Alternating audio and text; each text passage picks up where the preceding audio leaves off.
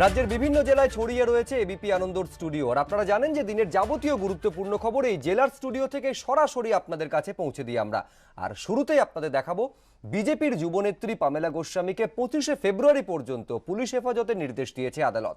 তবে তার আগেই বিজেপি নেতা রাকেশ সিং এর বিরুদ্ধে চক্রান্তের অভিযোগ তুলে দলকে রীতিমতো অস্বস্তিতে ফেলে দিয়েছেন পামেলা। চোর চরিত্রহীনেরাই তো বিজেপি করে, কটাক্ষ করেছে তৃণমূল।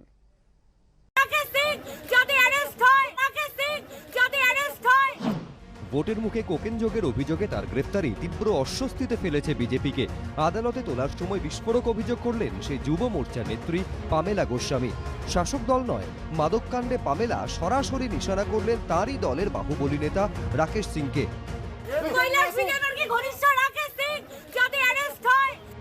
শুক্রবার নিউ আলিপুরে এনআর অ্যাভিনিউতে বিজেপির যুব মোর্চার সম্পাদক পামেলা গোস্বামী এবং তার সঙ্গী বিজেপি নেতা প্রবীর কুমার দেকে গ্রেফতার করে পুলিশ। ধৃতদের কাছ থেকে 90 গ্রাম কোকেন বাজেয়াপ্ত হয় বলে পুলিশ সূত্রে দাবি। গ্রেফতারির পরই ষড়যন্ত্রের অভিযোগ তোলেন পামেলা। আলিপুর আদালত চত্বরে দলীয় সহকর্মী রাকেশ সিং এর বিরুদ্ধে চক্রান্তের অভিযোগ তোলেন পামেলা। বন্দর এলাকার বিজেপি নেতা রাকেশকে বিজেপির কেন্দ্রীয় সাধারণ সম্পাদক কৈলাস বিজয়বর্গীয়র ঘনিষ্ঠ বলেও দাবি করেন তিনি।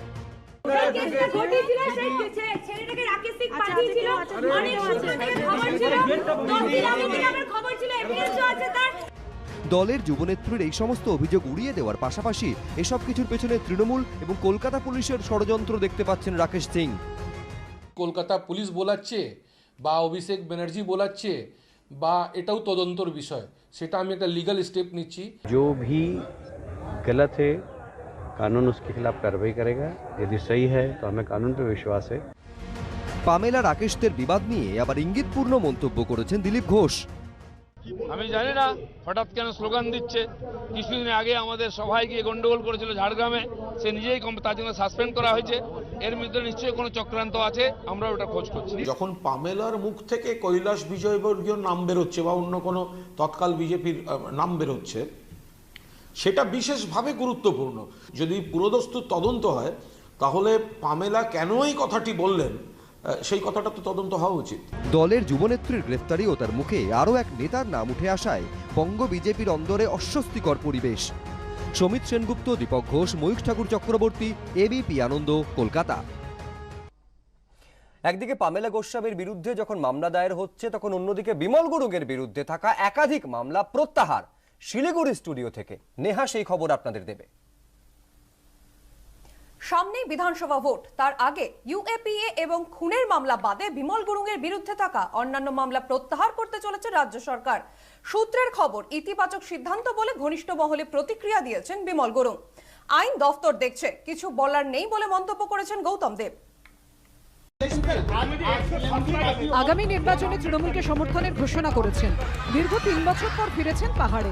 সূত্রের খবর, ভোটের মুখে সেই বিমল গুরুংয়ের বিরুদ্ধে ইউএপিএ এবং খুনের মামলাগুলি বাদে অন্যান্য মামলা প্রত্যাহার করতে চলেছে রাজ্য সরকার। এরই মধ্যে বেশ কিছু মামলা প্রত্যাহার করা হয়েছে। 2017 সালের 8ই জুন সেদিন দার্জিলিংয়ে মমতা বন্দ্যোপাধ্যায়ের মন্ত্রিসভার বৈঠক শেষ হতে না হতেই বিমল গুরুংয়ের নেতৃত্বে জঙ্গি আন্দোলন শুরু হয়। অগ্নিগর্ভ হয়ে ওঠে পাহাড়। পাহাড়ে অশান্তির ঘটনায় তার বিরুদ্ধে রাষ্ট্রদ্রোহিতার মামলা রুজু হয়।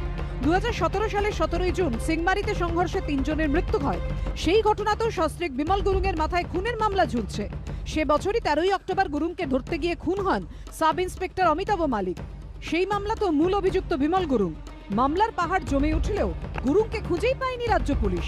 তবে বিধানসভা ভোটের মুখে আচমকাই প্রাক্তন জিটিএ চেয়ারম্যান কলকাতায় এসে তৃণমূলকে সমর্থনের কথা ঘোষণা করেন। মোর্চা সূত্রে খবর, ঘনিষ্ঠ মহলে বিমল গুরুং দাবি করেছেন তাঁর বিরুদ্ধে করা মামলাগুলি রাজনৈতিক উদ্দেশ্য প্রণোদিত, সেগুলি তুলে নেওয়ার সিদ্ধান্ত ইতিবাচক। দেশদ্রোহিতার মামলা মমতা ব্যানার্জি সরকারই দিয়েছিল, আর তিনিই আবার সেটা প্রত্যাহার করে নিচ্ছেন।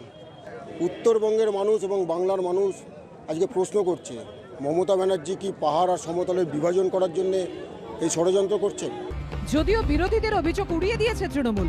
রাজ্য সরকার মনে করেছে তাদের যে ক্ষমতা আছে আইন অনুযায়ী, সেই ক্ষমতায় তারা মামলা প্রত্যাহার করে তাকে মূল স্রোতে ফিরে আসতে সাহায্য করবে। সেসব থেকে গুরুং ফ্যাক্টরে লাভবান হবে তৃণমূল, নাকি উত্তরবঙ্গে বিজেপির গড় অক্ষত থাকবে? উত্তর মিলবে 21-এর ভোটের ফল বেরোনোর পরই।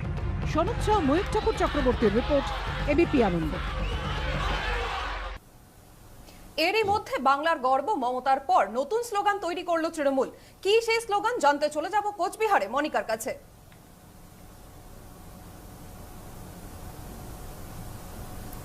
বাংলা নিজের মেয়েকেই চায়, ভোটের মুখে নতুন স্লোগান তৃণমূলের। নাগরাকাটার সভাতেও সেই স্লোগান শোনা গেল অভিষেক বন্দ্যোপাধ্যায়ের মুখে। দুয়ারে সরকার করে লাভ হয়নি, তাই নতুন স্লোগান খোঁচা বিরোধীদের।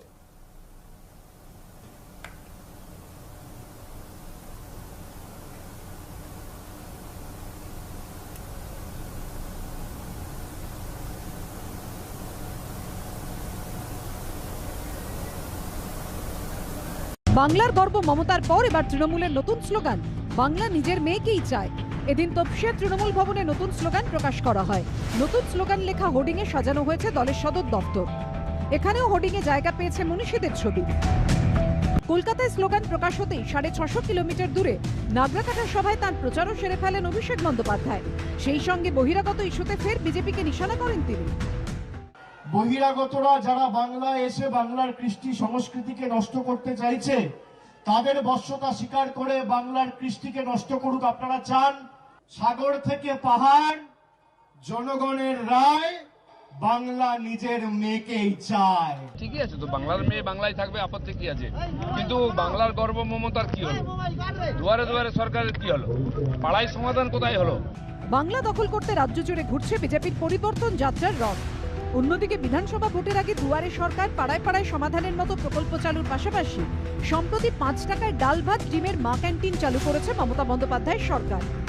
এবার সেই তালিকায় যোগ হলো শাসক দলের নতুন স্লোগান বাংলা নিজের, বাংলা নিজের, বাংলা নিজের, বাংলা নিজের। রুমা পাল, সন্দীপ সরকার ও অনির্বাণ বিশ্বাসের রিপোর্ট, এবিপি আনন্দ। শনিবারই মিনাখার খ্রিস্টান পাড়া মোড়ে হামলা হয় বিজেপি নেতা বাবু মাস্টারের গাড়িতে। এক সপ্তাহের মাথায় বিজেপির পরিবর্তন যাত্রাকে কেন্দ্র করে ফের রণক্ষেত্র মিনাখা। সেই খবর দিচ্ছে সুচিস্মিতা। উত্তর 24 পরগনার মিনাখায় বিজেপির রথযাত্রার সময় তীব্র উত্তেজনা। মালঞ্চ বাজারে দিলীপ ঘোষের কনভয় বোমাবাজির অভিযোগে তৃণমূলের বিরুদ্ধে। পাল্টা মিনাখার কুসাংরা মোড়ে তৃণমূলের পার্টি অফিস ভাঙচুর করলো বিজেপি।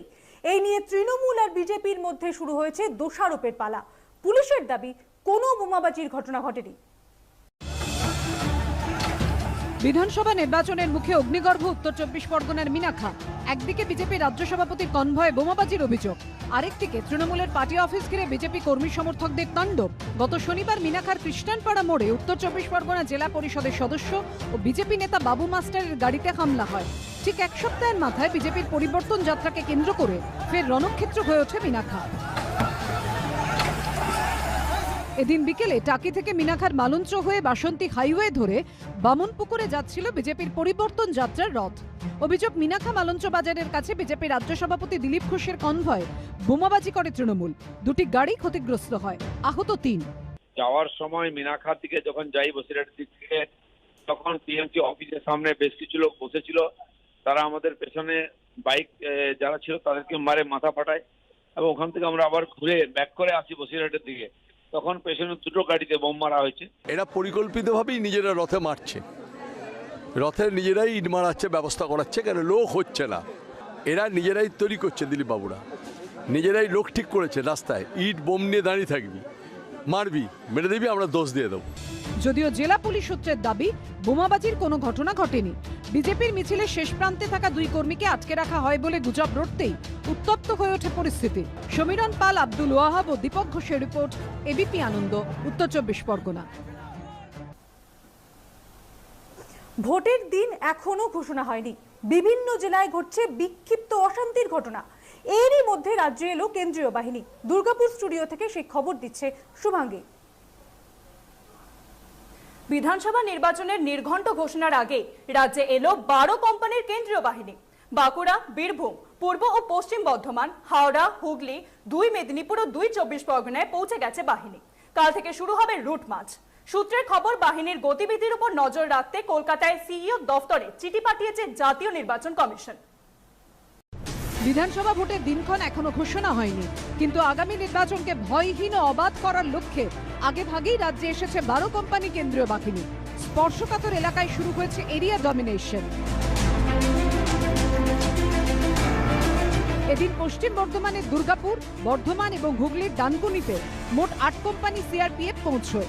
বাকি 4 কোম্পানি বাহিনী পৌঁছয় কলকাতায়। নির্বাচন কমিশন সূত্রে খবর, কেন্দ্রীয় বাহিনীর গতিবিধির ওপর কড়া নজর রাখা হবে।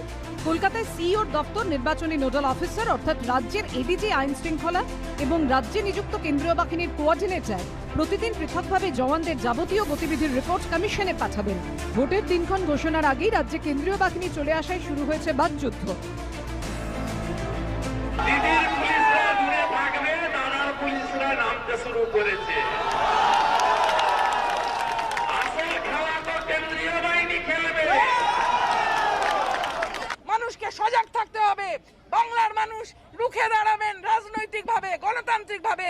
কেন্দ্রীয় বাহিনী পাঠাচ্ছে বাংলায় মানুষকে ভয় দেখাতে, এটা শুনে নিন। রবিবার আরো 30 কোম্পানি কেন্দ্রীয় বাহিনী রাজ্যে পৌঁছবে বলে কমিশন সূত্রে খবর।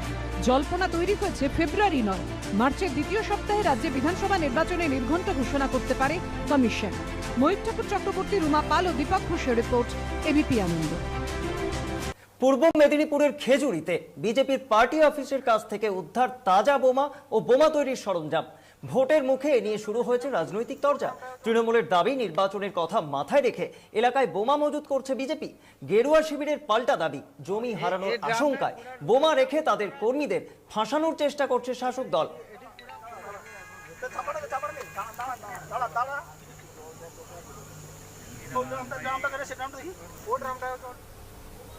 খেজুরিতে যখন শাসক দলের বিরুদ্ধে বোমা রেখে দিয়ে ফাঁসানোর চেষ্টার অভিযোগ করছে বিজেপি, তখন বাঁকুড়ার ইন্দপুরে বিজেপির পার্টি অফিস পুড়িয়ে দেওয়ার অভিযোগ উঠেছে তৃণমূলের বিরুদ্ধে। এই খবর জানাচ্ছে কুন্তলা। বাঁকুড়ার ইন্দপুরে পুড়ে ছাই বিজেপির পার্টি অফিস। তৃণমূলের দিকে অভিযোগের আঙুল তুলে পদ্ম শিবিরের দাবি, ভোটে হারবার আশঙ্কা থেকে সন্ত্রাসের পরিবেশ তৈরির চেষ্টা করছে তৃণমূল।